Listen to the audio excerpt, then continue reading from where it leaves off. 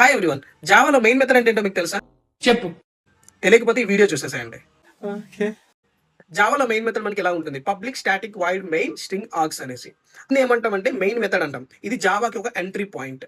ఒక ప్రోగ్రామ్ ని మనం ఎగ్జిక్యూట్ చేయాలంటే ప్రోగ్రామ్ అనేది ఈ ఎంట్రీ పాయింట్, ఈ మెయిన్ మెథడ్ నుంచి స్టార్ట్ అవుతుంది. జేవిఎం అనేది ఎగ్జిక్యూషన్ ఇక్కడ నుంచి స్టార్ట్ చేస్తుంది. ఇప్పుడు సింపుల్ గా అర్థం చేసుకోవాలనుకుంటే ఫస్ట్ ఇది పబ్లిక్. పబ్లిక్ అనేది ఒక యాక్సెస్ మాడిఫైయర్. అంటే జేవిఎం ఏదైనా ఎక్కడైనా యాక్సెస్ చేయాలి అనుకుంటే పబ్లిక్ అని యూజ్ చేస్తుంది. నెక్స్ట్ ఇది స్టాటిక్. మనం ఏ ఆబ్జెక్ట్ కూడా క్రియేట్ చేయకుండా డైరెక్ట్ గా క్లాస్ నేమ్ తోనే మనం యాక్సెస్ చేయగలం.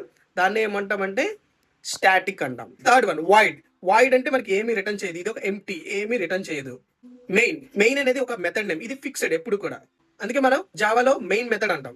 Next one string args. ఈ స్ట్రింగ్ ఆర్గ్స్ లో ఏంటంటే మనం ఏమైనా ఇన్పుట్స్ గా ఆర్గ్యుమెంట్ పాస్ చేసుకొని మనం వర్క్ చేసేటప్పుడు యూజ్ చేసుకోవచ్చు. ఏం చెప్పావురా? సో ఇలాంటి మరెన్నో వీడియోస్ కోసం మా ఛానల్ అయితే ఫాలో చేయండి. అదేవిధంగా సబ్స్క్రైబ్ చేసుకోండి. Thanks everyone.